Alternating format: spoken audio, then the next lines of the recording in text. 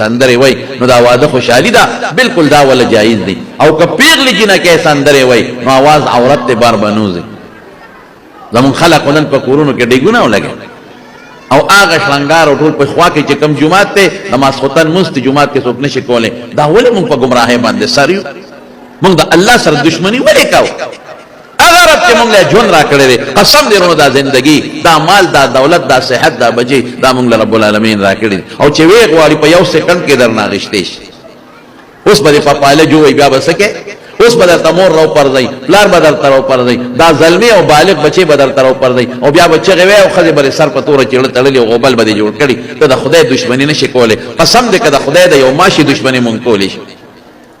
حاجی عنایت الله صاحب ته خراج تحسین پیش کوم او زدل مبارک باد ورکوم او د الله نه ولوي سوال کوم او تاسو به پیمنه وای چې خدای پاک دې خپل بچي په خوشاله باندې خوشاله کړي دا ولې تاسو ته یو لار او خونه یو چلې درته بل ودونه سره دقه چل کوي د قران تلاوت نعتخوانی پکې کوي او د علاقه د خپل جماعت مولانا صاحب راغواړي زیات نه زیات یو لس دولس منټه د شریعت خبرې وو کی الله به خوشاله د خدای کائنات به خوشاله رستو ودا بچي او کور والے او د مو پلاټول به خوشاله نو الله به خیری پدې خوشاله ساترو دویمه خبره مختصر یو 15 منټه درته کوم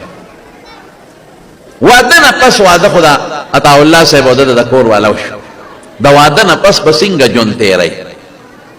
رسول الله مبارک فرمای ان نکاح سنتی نکاح زما طریقه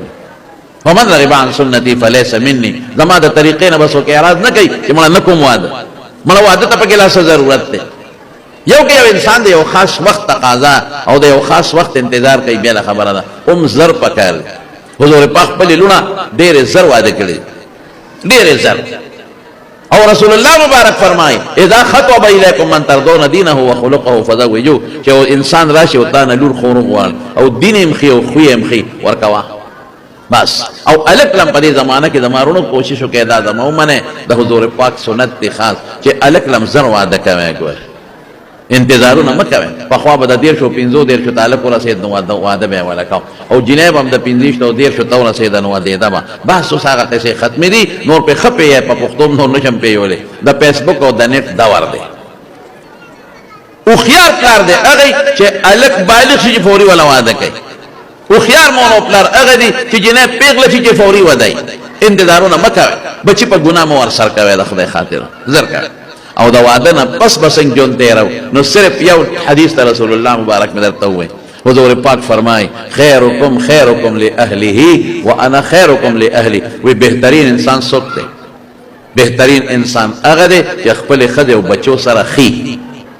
او پتا سو ټولو کې د خپل بیبيانو سره او د خپل بچو سره خیر خو نو دا واده نه پس بسړي د خپل مور سره د خپل پلار سره خپل تعلقات خپل ساتي لیکن ور سره د خپل بیبي سره او د خپل بچو سره بخښته تعلقات ساتي دا مې ځکه وې نن سبا ډېر سخت ظلم خزو سره شروع دی مونږ ته پته لګي مونږ خلک د مسلو تاسو کوي یو ګټو بچي معمولی خبره باندې طلاقونه دی بل څه نشته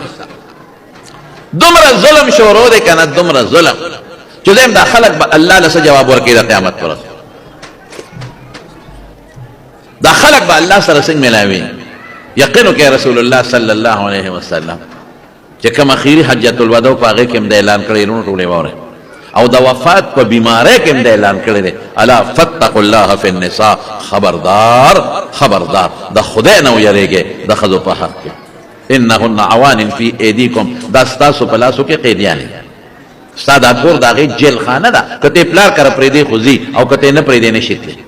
کته ضرور واده لپاره دی خوځيبا کته چې نه بدینو غریب بدل تجاری لو پټه بدو کوډه کې ونه شته حضور پاک فرمای ظلم مکوي د خزو سره مونږ دون ظلمونه شروع کړی دي چې عمل روزانه 2-3 ټلیفون ماته کېږي یاره یو سړی دی او خدله 3 طلاق ور کړی زم دا سړی ماته مخامخ کا ماته پته چې دوم د ور کړی خو ځان نه خای هم دا سړی ماته مخامخ کا چې دې پورا تاسو کوم وای ما پرس کا کنه نو مې خدای خکا ظالم ولې ظلم کړی زبر صرف یو واقع وای یو وخت یو ولک او جنیران المغلا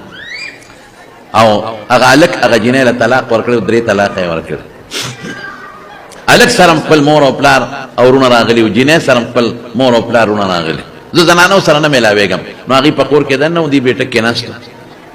نو ما واز ولا ورکا غجنه پردې نه پورې غاړه وکور کې مې بچی دا طلاق ولې درکاو وی دا مولوی صاحب